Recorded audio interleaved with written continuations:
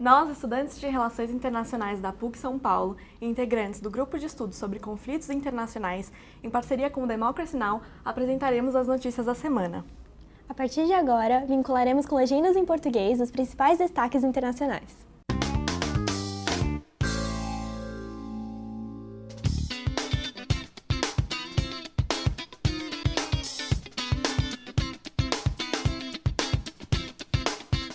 From Pacifica, this is Democracy Now!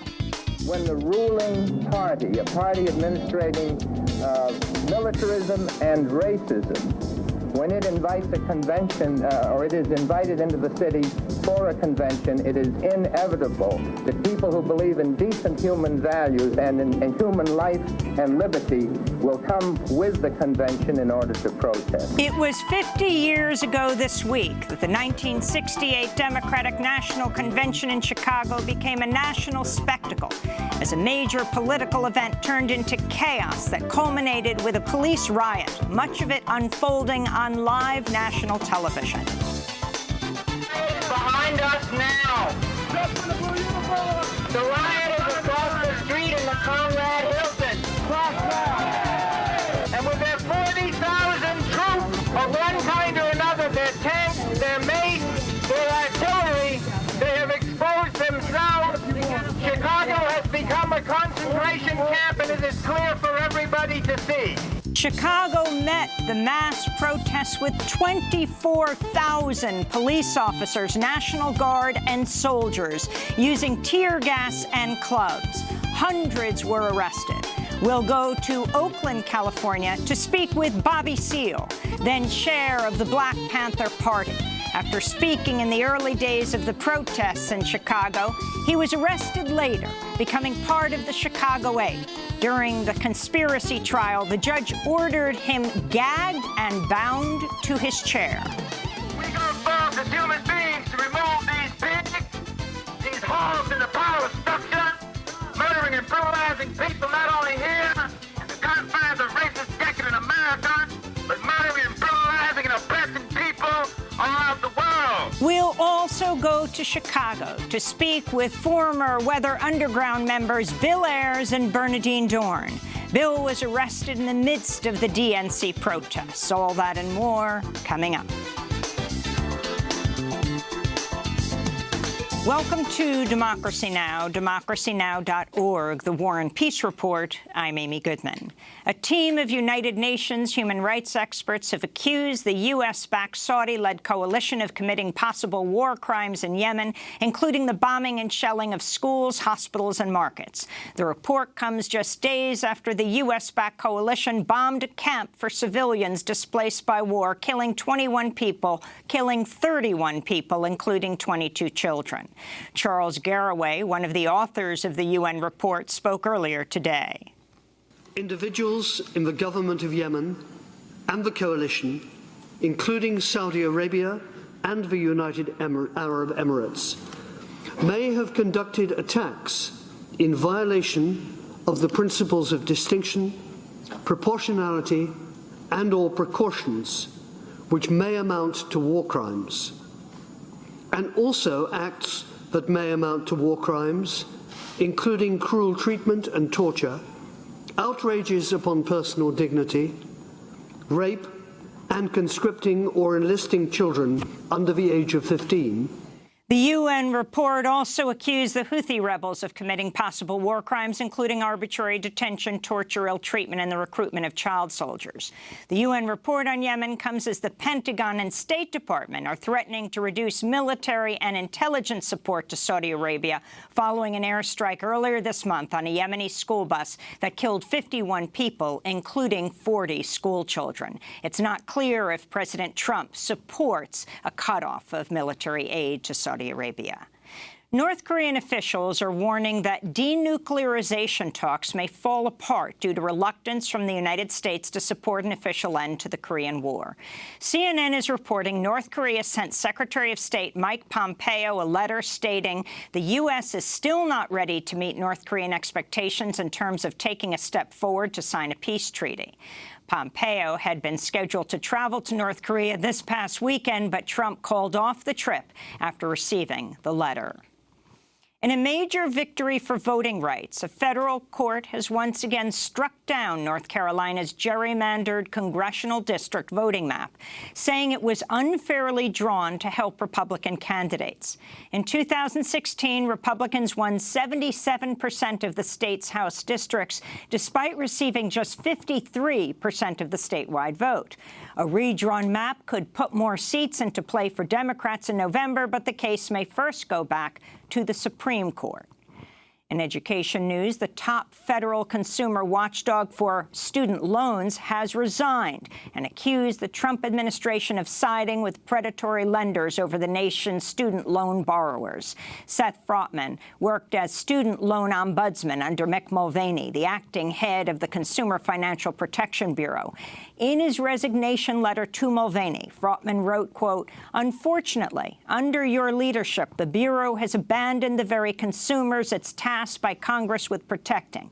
Instead, you've used the Bureau to serve the wishes of the most powerful financial companies in America," unquote. Frotman's resignation comes as outstanding student loan debt has topped $1.5 trillion. Facebook has taken the unprecedented step of banning Burma's commander-in-chief of the army from the social media platform, one day after the United Nations issued a report calling for Burma's top military generals to be investigated for genocide against Rohingya Muslims. State-led violence in Burma last year led to the displacement of 700,000 Rohingya Muslims. The UN also criticized Facebook for being a, quote, "useful instrument for those seeking to spread hate." In trade news, the United States and Mexico have reached a preliminary agreement to revise portions of NAFTA, the North American Free Trade Agreement, but Canada has not yet agreed to any of the changes. On Monday, President Trump threatened new auto tariffs on Canada if talks don't succeed. While the deal with Mexico is just a preliminary agreement, Trump claimed a new trade deal replacing NAFTA had been reached. I like to call this deal the United States-Mexico Trade Agreement. I think it's an elegant name. I think NAFTA has a lot of bad connotations for the United States because it was a ripoff. It was a deal that was a horrible deal for our country. And I think it's got a lot of bad connotations to a lot of people. And so we will probably, you and I will agree to the name. On Monday, President Trump broke his near silence on the death of Senator John McCain. At an evening dinner honoring evangelical leaders, Trump briefly spoke about the late senator who died on Saturday. Also, our hearts and prayers are going to the family of Senator John McCain. Going to be a lot of activity over the next number of days, and we very much appreciate everything that Senator McCain has done for our country. So thank you very much. Trump had faced widespread criticism for initially rejecting a statement written by his aides praising Senator McCain.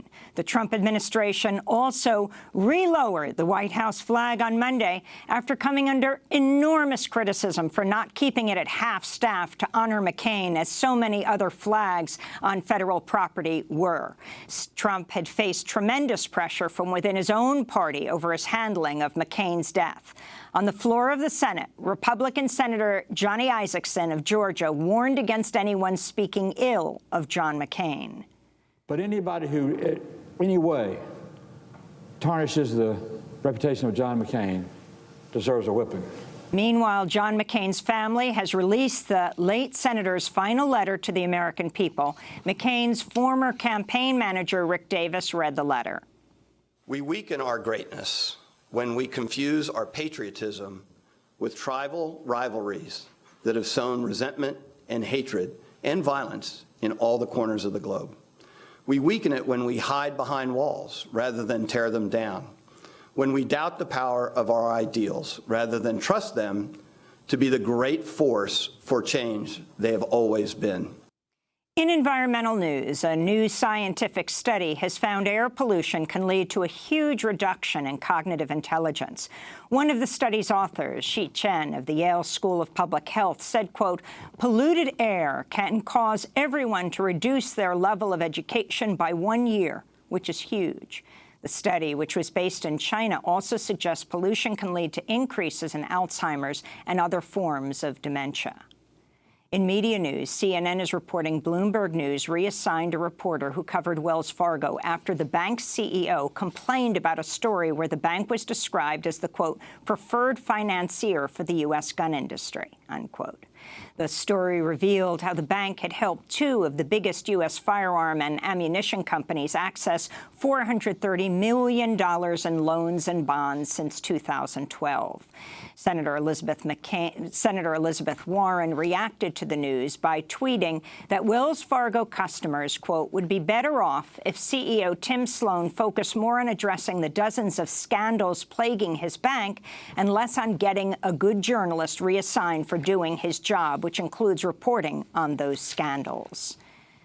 In Egypt, a former ambassador and 6 other opposition activists remain in jail after being detained last week. The diplomat, Massoum Marzouk, was arrested shortly after he called for a referendum on President Abdel Fattah al-Sisi's rule. Since the 2013 coup, al-Sisi has overseen the jailing of thousands of dissidents. On Monday, former Egyptian presidential candidate Hamdine Sabahi openly criticized al-Sisi's rule. We believe that this regime must be changed. This is a failed authority. This is a repressive authority. This authority opposes the interests of the Egyptian people. This authority has broken through the Constitution and disrespected it.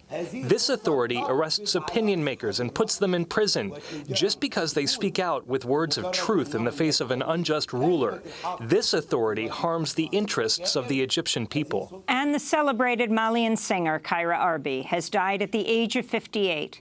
Known as the Nightingale of Timbuktu, Arbi appeared on Democracy Now! In 2010 to talk about her music as well as to perform. When I hear of war, I sing so that the war may cease. Because in the case of war, it is women who suffer. Therefore, it is better for us women to sing against war and conflict between men and between countries.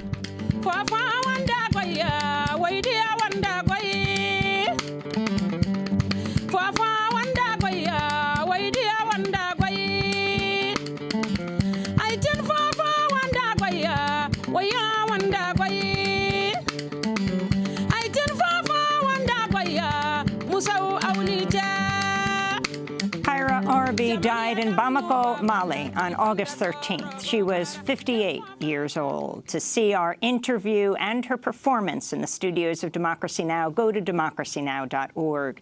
And those are some of the headlines. This is Democracy Now!, democracynow.org, The War and Peace Report. I'm Amy Goodman.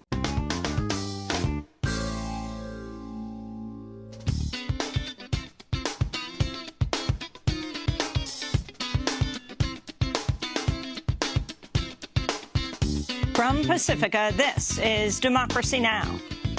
The last thing we need to do is to monkey this up by trying to embrace a socialist agenda. In the handbook of Donald Trump, they no longer do whistle calls. They're now using full bullhorns. After progressive candidate Andrew Gillum pulls off a stunning upset in Florida's Democratic primary for governor Tuesday, putting him on a path to become Florida's first African-American governor, he was attacked within hours by his Republican opponent, handpicked by Trump, who warned voters not to monkey it up by supporting Gillum. Even Fox said they don't condone his comments. We'll speak with 2 activists who've worked with Gillum, Philip Agnew with Dream Defenders in Florida, and Charlene Carruthers, head of Black Youth Project 100, author of the new book, Unapologetic, a Black, Queer, and Feminist Mandate for Radical Movements. Then we go to Mississippi, where prisoners are dying at the highest rates the state has ever seen. 13 prisoners have died behind bars this month alone. Finally, an update on the nationwide prison strike as organizers report fasts and work stoppages. Can you only imagine what it takes for an individual who's in prison, who can't pick and choose? They can't go to a store to eat or a fast food restaurant. They're saying, I'm not going to eat the food you're feeding me because I'd rather be sick. I'd rather not be what you need me to be than pretend that you're treating me well. That's a powerful statement. All that and more coming up. Welcome to Democracy Now!, democracynow.org, the War and Peace Report. I'm Amy Goodman. A fantastic job. That's how President Trump is describing his administration's response to the catastrophe in Puerto Rico following Hurricane Maria a year ago. Trump made the comment Wednesday, a day after Puerto Rico adjusted its official toll from the storm to almost 3,000. That's 46 times higher than the earlier death toll of 64. During his brief comment, Trump made no reference to any of the deaths on the island. Yeah, I think Puerto Rico, I think we did a fantastic job in Puerto Rico. We're still helping Puerto Rico. The governor is an excellent guy, and he is very happy with the job we've done. We have put billions and billions.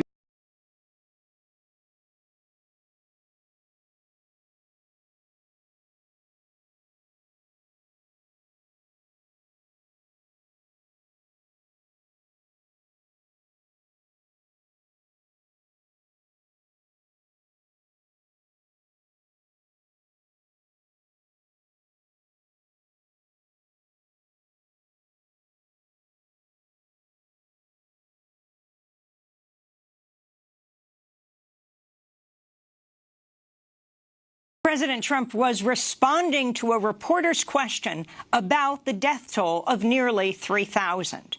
In addition to not mentioning the new death toll, Trump also lied about the status of Puerto Rico's electrical system. The island only lost power after the storm.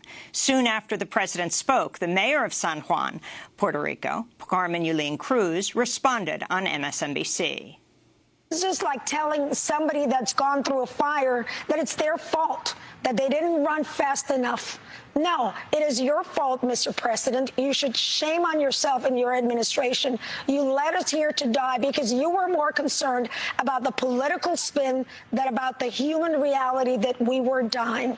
And now that number, 2,975, will follow him wherever he goes for the rest of his life. The Washington Post is reporting the Trump administration's increasingly denying passports to U.S. citizens of Mexican heritage, throwing their citizenship into question.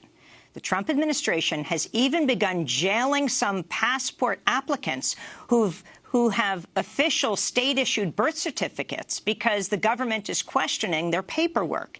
In other words, in other cases, Americans of Mexican heritage have had their passports revoked while abroad, preventing them from coming home.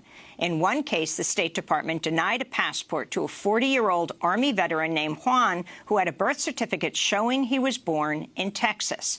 According to the Washington Post, Juan's passport was rejected even though he'd spent 3 years as a private in the Army, then as a cadet in the Border Patrol. He now works as a state prison guard.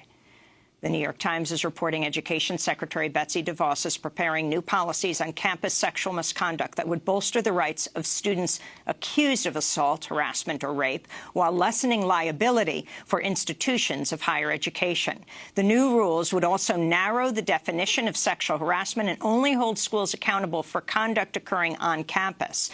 In related news, Baylor University has been accused of infiltrating sexual assault survivor support groups on campus.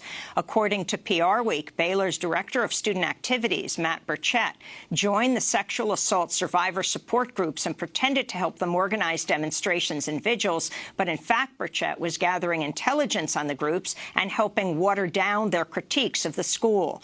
The Christian school is run by Kenneth Starr, who led the investigation of President Clinton in the 1990s.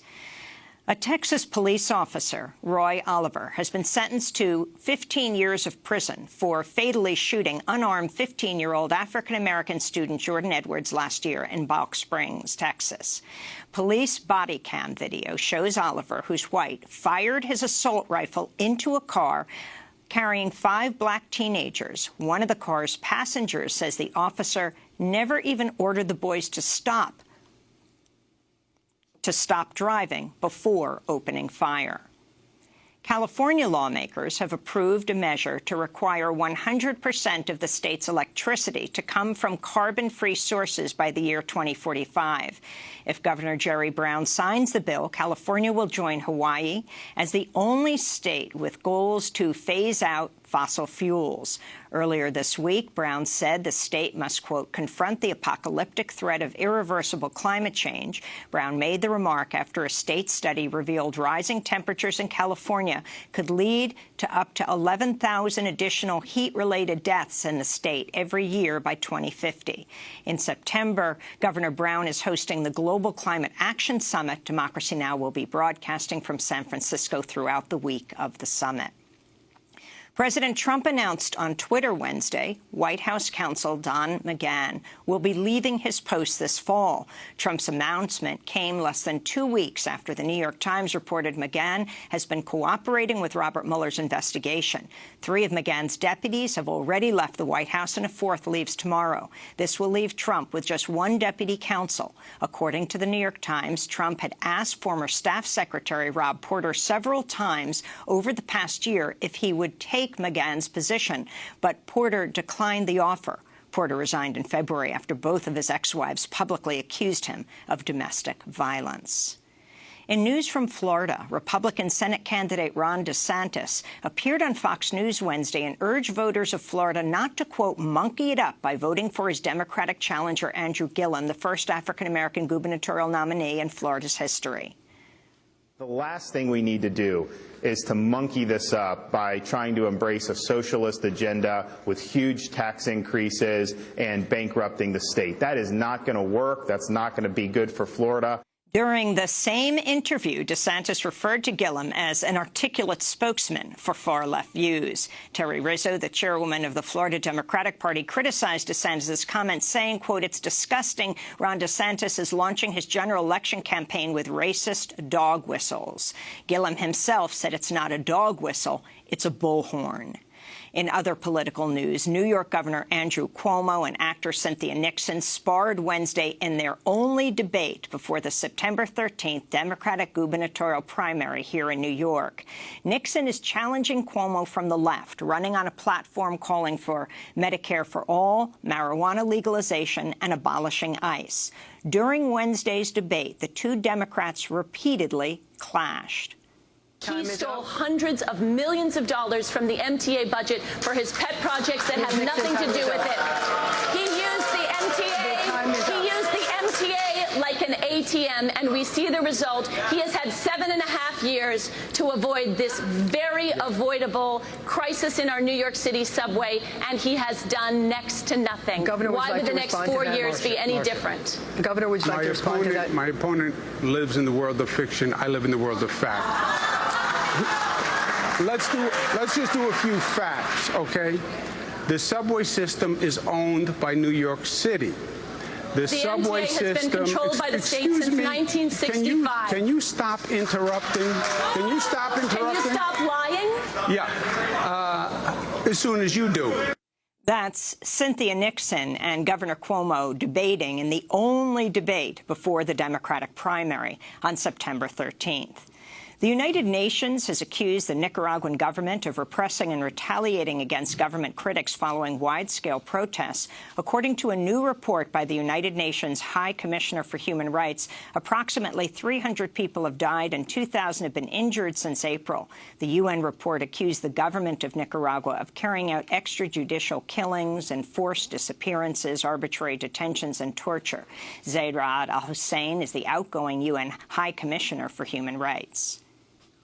We've issued a report calling for urgent action to address the human rights crisis in Nicaragua, where the level of persecution is such that many of those who participated in the protests that erupted in April defended protesters' rights or simply expressed dissenting views, have been forced to hide, have left Nicaragua, or are trying to do so. Nicaraguan President Daniel Ortega dismissed the UN report, saying it has ignored violence carried out by anti-government forces. The The international reports completely ignored the deaths caused by the murderous coup-mongers. They want to rip up a peaceful population. The coup-mongers have just come to kill public servants, Sandinistas, to destroy hospitals and schools. In news from Latin America, Brazilian President Michel Temer has announced plans to send troops to Brazil's border with Venezuela to deal with the growing number of refugees entering Brazil. I decree today the use of armed forces to guarantee law and order in Roraima State, naturally to offer security to Brazilian citizens and to the Venezuelan immigrants who are fleeing their country in search of shelter in Brazil. According to the United Nations, more than 1.6 million Venezuelans have fled the country since 2015, with most going to Brazil, Colombia, Peru, and Ecuador. Venezuela is facing food shortages amid skyrocketing inflation, caused in part by crippling U.S. sanctions, which has cut off Venezuela from billions of dollars of potential loans and some of its oil revenue. In education news, the Detroit school system has shut off drinking water to all of its schools after tests found elevated levels of lead in 16 schools. The announcement comes just before school starts for 40,000 students in Detroit. And those are some of the headlines. This is Democracy Now!, democracynow.org, The War and Peace Report. I'm Amy Goodman. Nosso programa fica por aqui. Você pode acompanhar a gente pela página no Facebook ou pelo blog Terra em Transe. Nos vemos na próxima semana. Até lá!